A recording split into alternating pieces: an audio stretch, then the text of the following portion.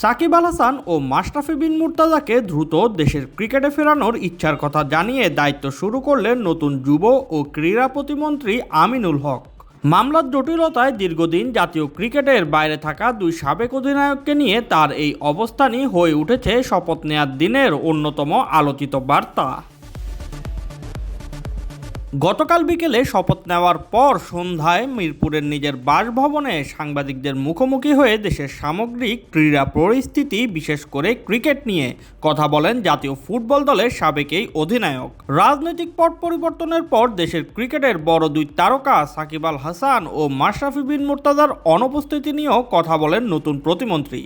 তাদের বিরুদ্ধে থাকা মামলার বিষয়টি দ্রুত সমাধানের মাধ্যমে আবার ক্রিকেটে ফেরানোর ইচ্ছার কথা জানিয়েছেন তিনি। সাকিব আর মাশরাফির বিষয়টি এটা রাষ্ট্রীয় একটি সিদ্ধান্ত। আমি মনে করি যেটা আমরা রাষ্ট্রীয়ভাবে আমরা অত্যন্ত নমনীয়ভাবে, যেহেতু তারা বাংলাদেশের লিজেন্ডারি ক্রিকেটার, তাদেরকে অবশ্যই আমরা সাধুবাদ জানাই।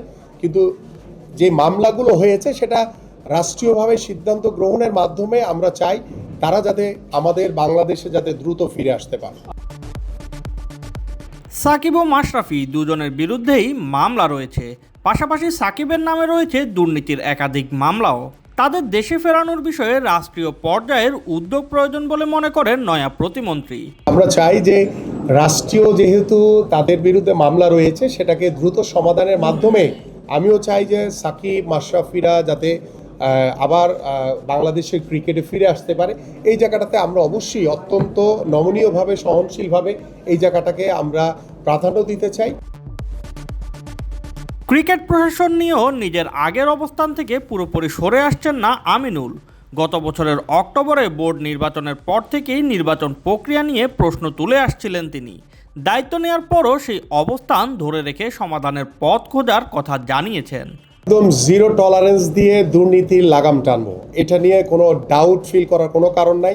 আমি যেহেতু বলেছি যে আপনারা আমার সহকর্মী হিসেবে কাজ করবেন, আপনারা আমাকে যেখানে যে তথ্যগত পান, যেখানে অনিয়ম হয়েছে সেটা আমাকে জানালে আমি তাৎক্ষণিকভাবে দায়িত্ব নিয়ে জিরো টলারেন্স দিয়ে সেটাকে দমন করার চেষ্টা করব এবং ভবিষ্যতে ক্রীড়াঙ্গনে কোনো দুর্নীতিকে প্রশ্রয় দেওয়া হবে না ইনশাআল্লাহ। নতুন দায়িত্বে এসে সমন্বয় ও আলোচনার মাধ্যমে ক্রীড়াঙ্গনকে স্থিতিশীল পথে ফেরানোর বার্তাই দিলেন আমিনুল হক। তার কথায় স্পষ্ট, আইনি জটিলতা ও প্রশাসনিক বিতর্কের মধ্যেও অগ্রাধিকার পাচ্ছে খেলাধুলার স্বাভাবিক পরিবেশ ফিরিয়ে আনার বিষয়টি। Shoaib Shams, BD sports time.